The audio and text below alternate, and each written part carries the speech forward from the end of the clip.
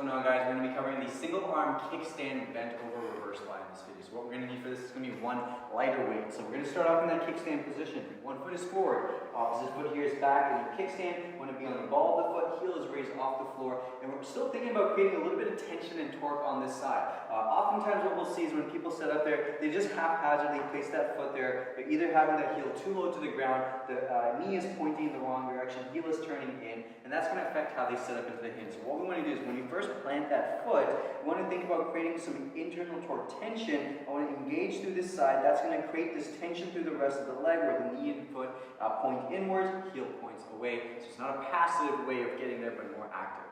Now, from here, we're going to get into that hinge, sitting into the hips, keep the head stacked over the shoulders, opposite hand is going to reach for the floor. On the side that we're going to be performing that fly, we want to think about that arm pulling away from the body, coming to about shoulder height. We're looking for that position where there's tension in the rear delt, maybe even in and between the shoulder blades, and then we allow that arm to come back down. So for some people, we may need to bend the elbow slightly. For others, it may be a completely straight arm. But the key mistake we often see here is people just swing that arm way too quickly, allowing it to go directly over the shoulders, or even if they pull, they just go way too high here, come up top, they come into a bit of an extended position. So we want to avoid doing those things there. So once again, into that hinge, planted here, drive into the floor, head stacked over, hand reaching, opposite arm pulls away, and then returns right back.